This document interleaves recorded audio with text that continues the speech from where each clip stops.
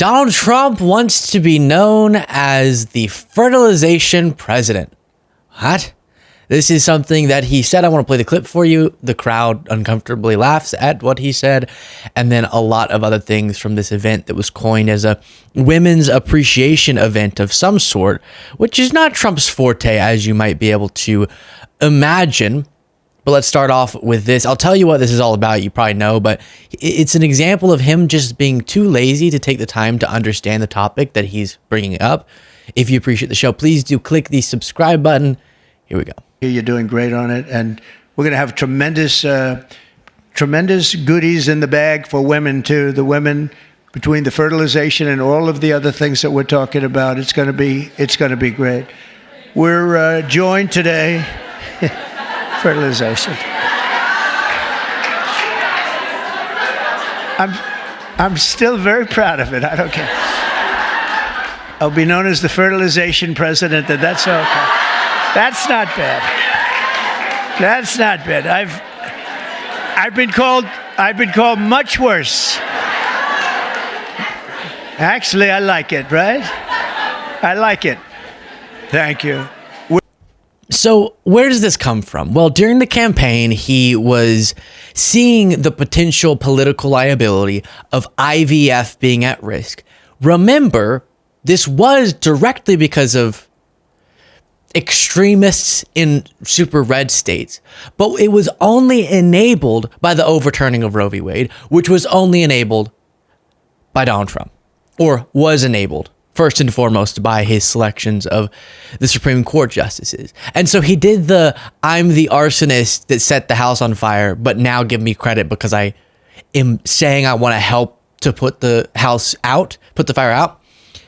And he said, no, I'm a warrior for IVF because I've come out and said I don't support it being banned, or the liability for IVF clinics being so out of control because of the classification of when a life becomes a life that they'd have to shut down. I'm against that, and I'm for IVF, right? So that's what he did because he was trying to get away from the political damage that should have been done to him because of this being a downstream effect of the overturning Roe v. Wade. Okay, that's a part of it.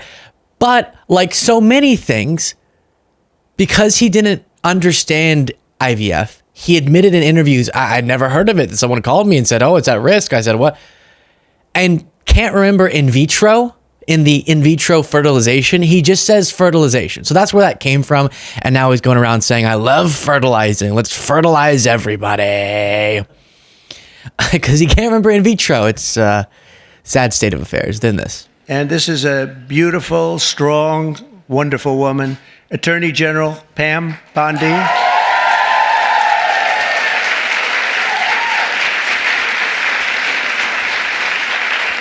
But yesterday, she was talking about these guys that like burning down cars and plants and everything else. And I was watching her on television. She said, I'm going to get you. We're going to find you. And you're going to suffer. And I say, man, I don't want her after me. And it's amazing. The attacks have gone down very, very precipitously. So Pam is fantastic. Thank you very much. And Pam, of course, is not fantastic. And even some within the MAGA world are upset with her because she has now come out multiple times and said, the Epstein list, I have it, it's going to be amazing. The things that are going to be revealed. And then they release nothing. And we're kind of where we were before on that. Then he does this little bit again, where like him not remembering IVF, he doesn't understand that groceries is not it's not an old fashioned and interesting, different sort of word to say. Like this.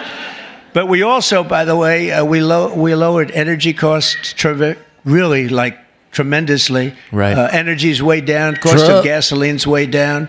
The cost of groceries, a word that I used a lot on the campaign. It's like an old-fashioned word, but it's a beautiful word, very descriptive word. And the groceries are coming down, Brooke, at a level that very...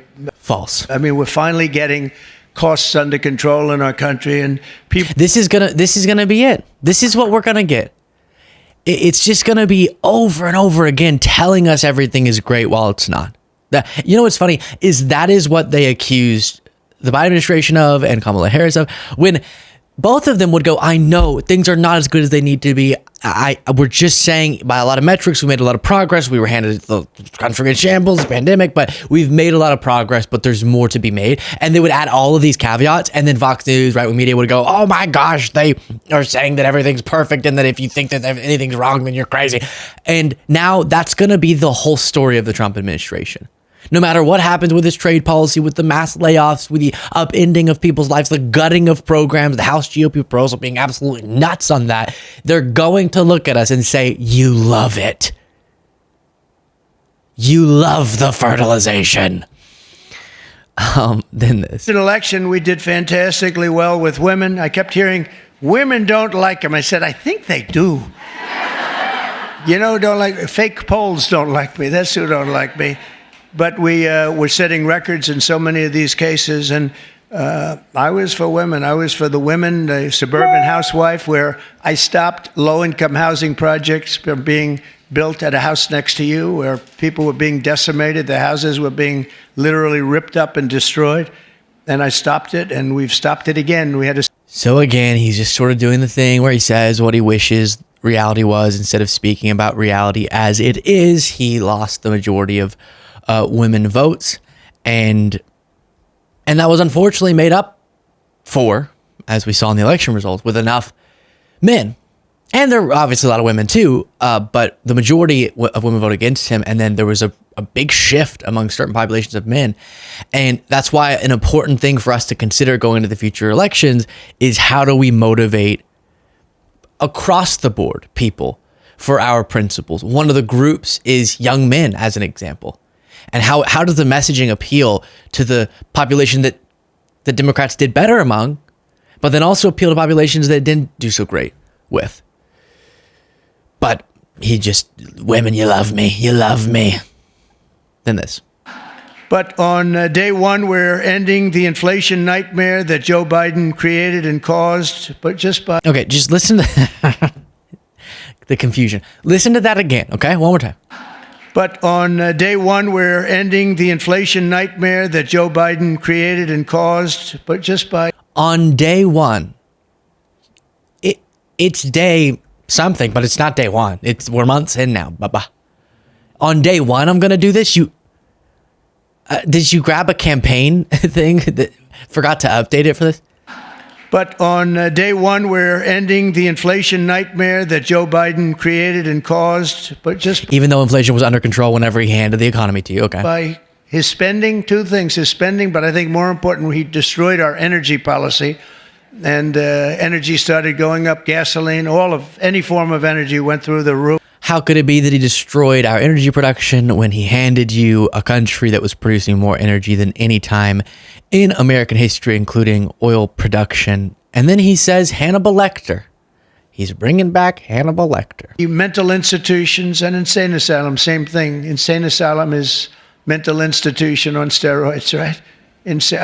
I used to say Dr. Hannibal Lecter, the great Dr. Hannibal Lecter is in a hotel room near you. And the fake news back there, a lot of fake news here, by the way. Fake news would say, why does he keep mentioning Hannibal Lecter? I said, you know why? Because we just won an election. We got a lot of votes because of Hannibal Lecter. We don't want to have Hannibal Lecter. Yeah, so something I will keep saying is that it is disturbing we lost to that. Because since the election, I've been saying this, every one of those statements he makes is now, to the audience and to him, affirmed, right? We were voted for because of all of that. They loved it. And so this should be how we speak about politics and how we fearmonger. And it's another call for the Democratic Party. It better get itself together. Because if it can't figure out a way with all the damage Trump's now doing, now that people get to see what they actually voted for, if that can't be mobilized to defeat someone like him, as confused and chaotic as he is, then you're obsolete as a political party, frankly. Share your thoughts in the comments.